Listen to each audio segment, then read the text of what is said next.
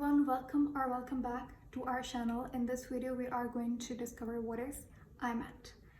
IMET क्या है, इसकी रजिस्ट्रेशन कैसे करेंगे, पेपर पैटर्न क्या होता है और इससे रिलेटेड जितने भी क्वेश्चंस हैं वो हम इस वीडियो में कवर करेंगे. इसके बाद हम सिलेबस पे जाएंगे for 2025 IMET. I've gotten few comments कि we want a complete video जिसके अंदर सिलेबस हो और 11th 12th के टॉपिक कौन से IMET में कॉमन है, अनकॉमन टॉपिक्स हैं. So we'll cover all of that. सबसे पहले for those who don't know IMET क्या है but who want to know, तो देखें हर कंट्री का एक एंट्रेंस एग्जामिनेशन होता है फॉर मेडिकल स्कूल्स. उसी तरीके से इटली के मेड स्कूल्स जहाँ पे इंग्लिश टॉट कोर्सेज होते हैं MD या फिर डेंटिस्ट्री या ठीक है, तो वहाँ पे हमारे पास जो टेस्ट होता है that is called as IMET. For example Pakistan में हमारे पास MDCAT होता है, ठीक है, और इंडिया में वी हैव नीट. तो IMET is similar to that which stands for international medical admissions test. ये एक एंट्रेंस एग्जामिनेशन है for English taught medicine and surgery programmes at public universities in Italy, ठीक है. और जैसे कि फॉर एग्जांपल IELTS को कंडक्ट करने वाली हमारे पास एडमिनिस्ट्रेशंस होती हैं कि ब्रिटिश काउंसिल, उसी तरीके से IMET is administered by Italian ministry for education, universities and research. जब आप IMET के लिए रजिस्टर करते हैं तो आपको कुछ डॉक्यूमेंट्स की ज़रूरत होती है. आई प्रेफर कि आप प्री इनरोलमेंट करने के बाद IMET के लिए रजिस्टर करें. You need a valid passport, ठीक है. आपको ट्रांसक्रिप्ट चाहिए होती है यानी कि 12th का रिज़ल्ट. और if you don't have, in case अगर आप 2025 में आपने पास आउट किया और आपके पास अभी तक रिज़ल्ट कार्ड नहीं है but you have given your exams, तो आप होप सर्टिफिकेट के बेसिस पे अप्लाई कर सकते हो.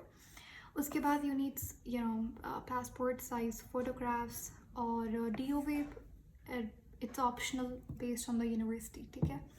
DOB basically it's declaration of value, एक डॉक्यूमेंट होता है जो कि आपकी कंट्री में एजुकेशन है वो किस तरीके से इक्विवेलेंट है इटालियन एजुकेशन सिस्टम में, ठीक है. तो ये डॉक्यूमेंट उसके लिए होता है. You need this document for visa purpose.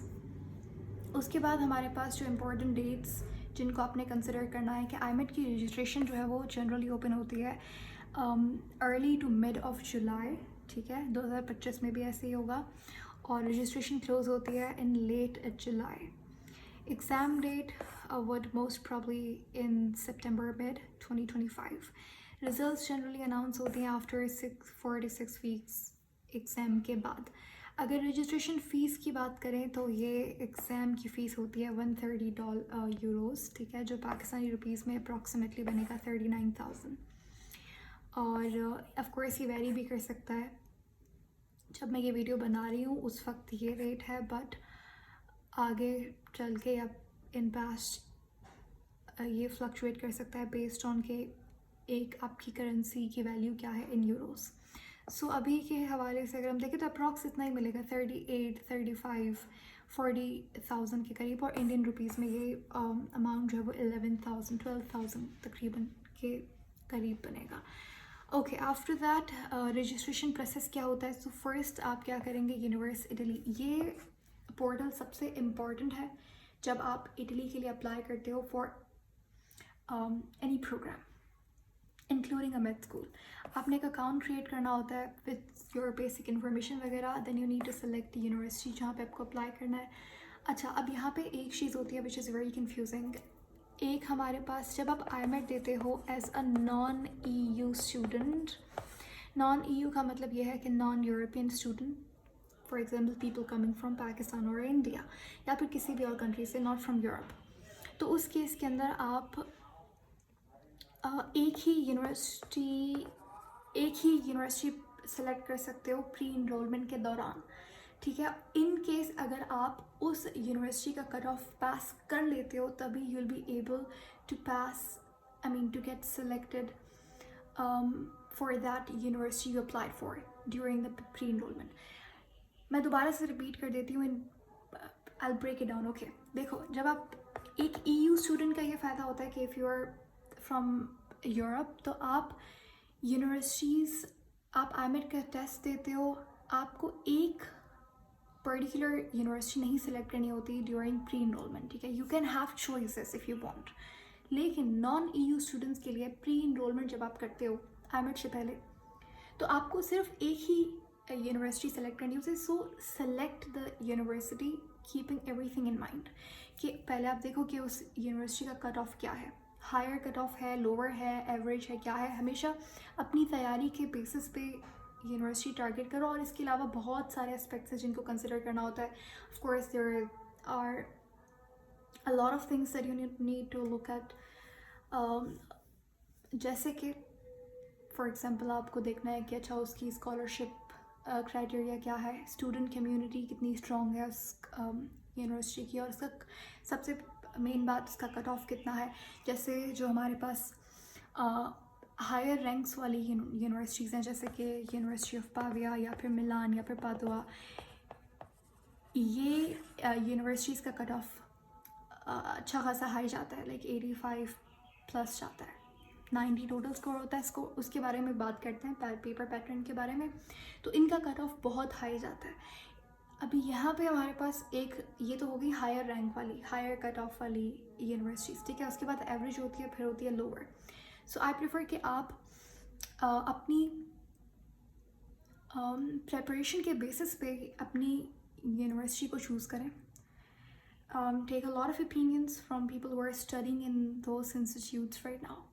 Okay, उस पर कभी और दिन हम बात करेंगे कि how can you select the university, what are the things that you need to look up while choosing a targeted university.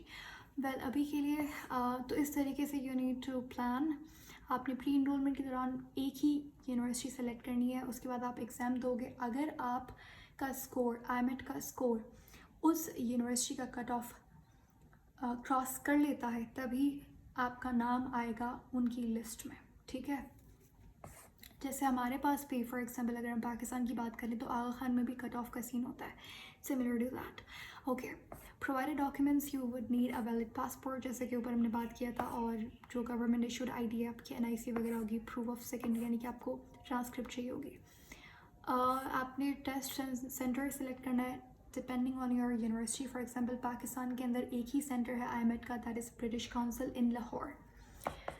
Okay, I think India have 2 or maybe 3 test centres, एक चेन्नई के अंदर और मे बी इन दिल्ली और Mumbai, I am not sure. So please उसको देख लीजिएगा and pay the fees and then you get a confirmation email for the test centre. अब हम बात करते हैं सबसे मेन चीज़ के बारे में, एग्ज़ाम पैटर्न क्या है और ड्यूरेशन। देखो टोटल हमारे पास क्वेश्चंस हैं 60, ठीक है, और सारे के सारे MCQs बेस्ड हैं। ड्यूरेशन है 100 मिनट, यानी कि 1 घंटा 40 मिनट में आपको 60 MCQs अटैम्प्ट करना है। इसके अंदर हमारे पास 4 मेन सेक्शंस हैं। सबसे पहला GK यानी कि जनरल नॉलेज और लॉजिकल रीजनिंग, जिसके 22 MCQs हैं, ठीक है।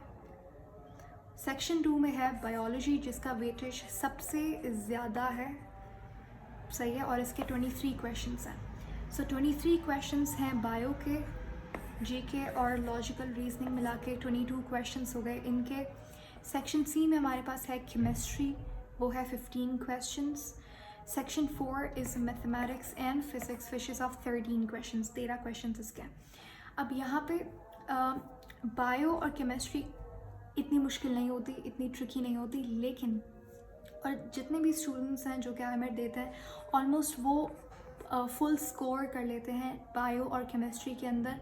लेकिन एक GK और logical reasoning, this portion is little bit tricky. और लेकिन फिर ये है ना कि GK तो हमारे पास अनसीन है, वो कहीं से भी क्वेश्चन आ सकता है, इसका कोई प्रॉपर स्पेसिफिक सिलेबस नहीं है that you need to consider. लेकिन मैथमेटिक्स और फिज़िक्स का प्रॉपर सिलेबस है। यहाँ पे फुल स्कोर लाना can it can increase your chances of a better score, ठीक है। तो मेक श्योर कि you prepare very well for physics and mathematics, क्योंकि इसका सिलेबस गिवन है, आप इसके बारे में प्रिपेयर कर सकते हो। सिलेबस के बारे में हम बाद में बात करेंगे, ओके। सो अगर आप एक MCQ सही मार्क करते हो तो उसका आपको 1.5 नंबर मिलेगा, यानी कि 1.5 पॉइंट्स फॉर 1 करेक्ट आंसर। अगर आप एक गलत, अच्छा यहाँ पे नेगेटिव मार्किंग भी है, सो मेक श्योर अगर आपको नहीं आ रहा तो if you are 70-80% sure so go for it, but otherwise क्योंकि नेगेटिव मार्किंग है तो इसलिए you need to be careful, क्योंकि अगर आप छोड़ दोगे उस क्वेश्चन को तो मार्क्स कटेंगे नहीं आपके, नेगेटिव मार्किंग उस पर नहीं है। अनआंसर्ड के लिए 0 पॉइंट्स आते हैं, बट इनकरेक्ट आंसर करेंगे तो उस पर 0.4 पॉइंट्स का लॉस होगा। तो हमारे पास टोटल स्कोर बनता है 90 points for 60 questions that you need to do in 1 hour and 40 minutes. Okay. Next हम बात करेंगे syllabus for IMAT in the next video.